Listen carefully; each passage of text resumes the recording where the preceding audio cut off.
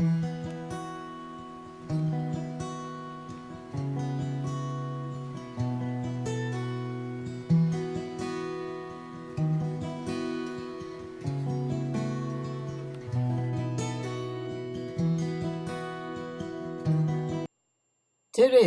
is an area inhabited by yellow-eyed penguins, located on the south coast of New Zealand's South Island, a particularly isolated and rugged shoreline. The Royal Forest and Bird Protection Society started fencing a small area at Rere in 1980 to protect the penguins' native forest habitat from farm animals. They then purchased an area of 60 hectares from the adjacent landowner in 1989, and this area is now under a legal protective covenant.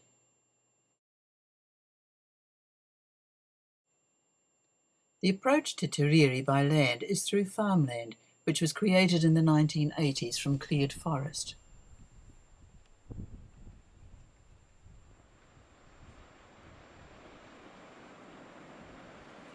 The view from Rere Reserve extends to Southland's Mistake in the east and towards Brothers Point in the west.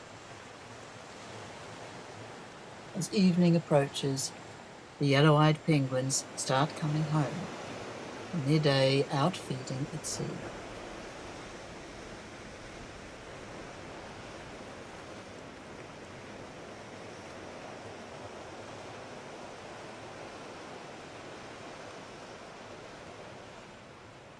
The rocky landing area at Rere doesn't make their homecoming easy.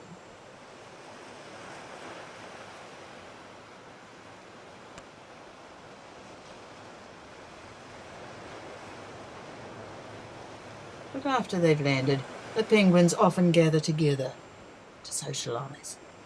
This is the only opportunity for such social activity because when they head inland, they go to their own private areas. They take the same path every time, every morning, every evening. Let's follow a penguin home, up from the shore and into the forest. The way is steep to start with, and if you look carefully, you can see where the rock has been grooved by centuries of clambering penguin toes. Up to 900 metres from the sea they go.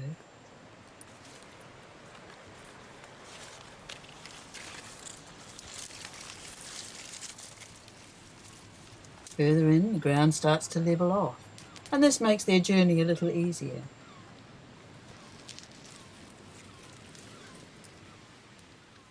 On they go, through the forest,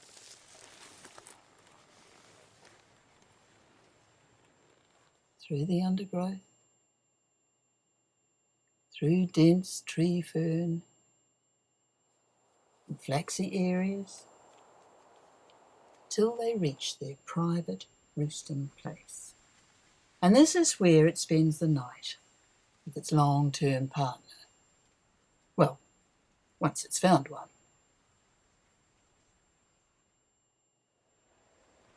The annual breeding of yellow-eyed penguins begins in the spring months of August and September, when the penguin partners make an extra effort to reinforce their pair bonding. They may even prefer to spend a day on shore, canoodling, rather than head out to sea to fish.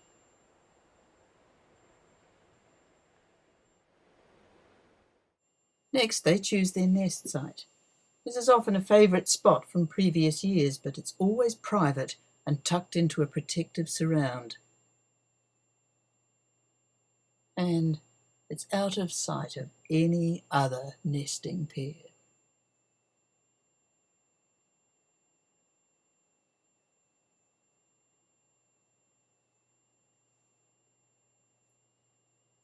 Two eggs are laid, and unlike other penguin species, the yellow eyes will raise 2 chicks.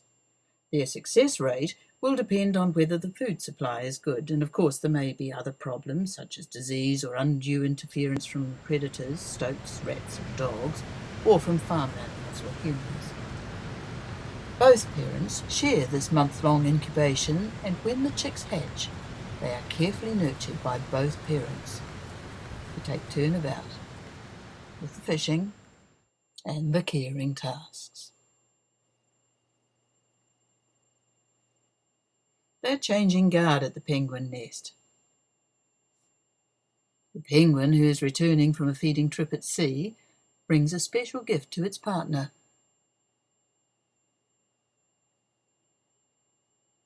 And then settles in, taking its turn, feeding and protecting the chicks. The chicks can be fed 2 or 3 times a day at this stage, and they grow rapidly.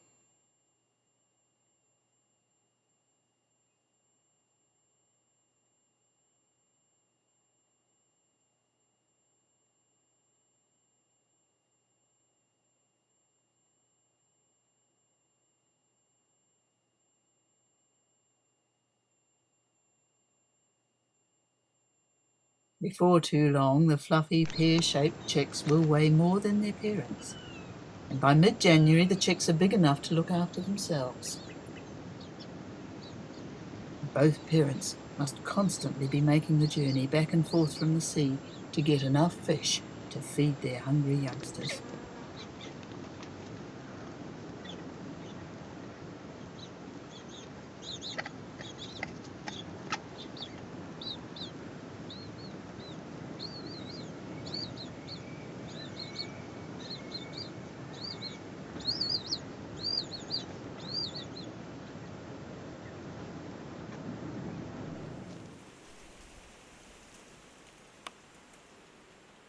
As they grow bigger, the chicks explore their surrounds further and may leave the original nest site altogether. It has now become rather smelly with droppings and discarded fish. They initially wear a greyish-brown camouflage which blends in well with their bush surrounds. The colour extends to their eyes even. They're a dull grey. By the end of January, a rapid transformation takes place. The chicks grow taller and their downy feathers are replaced by an almost full set of adult feathers. The adult yellow headband won't be there, though, until their first full molt, and that's another year away, when their eyes will also change to yellow.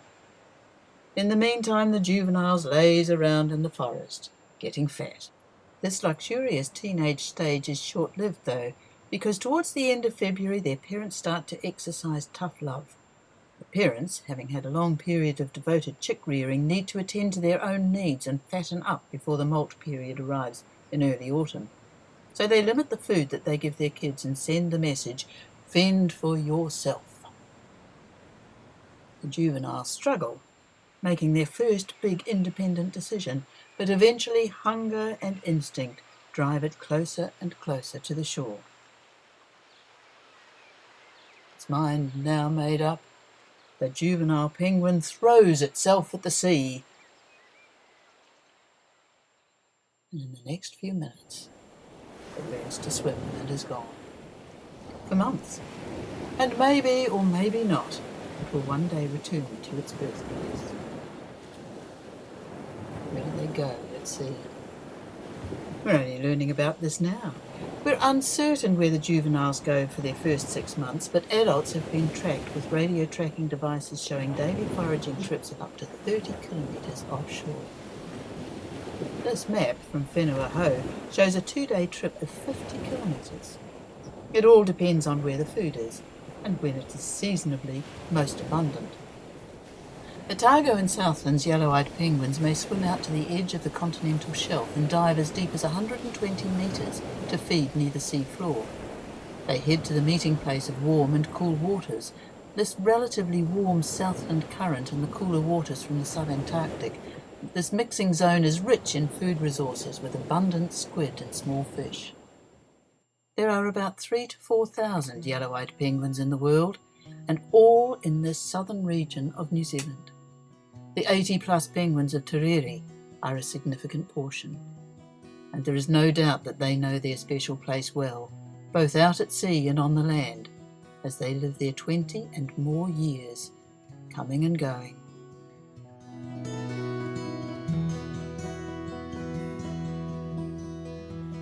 Penguin with the yellow eyes, you've been here since those early times, safe in your home of tree and fern. no enemies at all.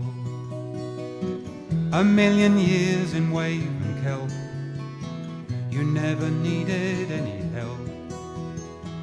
The forest just beyond the dunes echoed with your call. Hoi ho, where did your home go?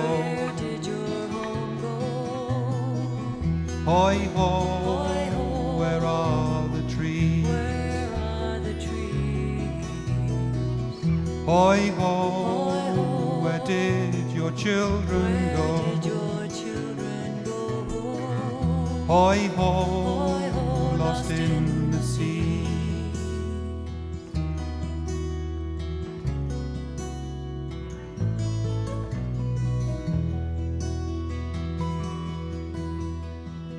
By these rich New Zealand seas, men have cut down bush and trees, cleared the land to feed their sheep, and taken what they need.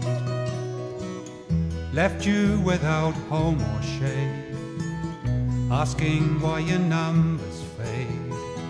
Brought predators to roam the land, then wonder at their greed. Hoi ho, where did your home go? Hoi ho, where are the trees? Hoi ho, where did your children go? Hoi ho, lost in the sea.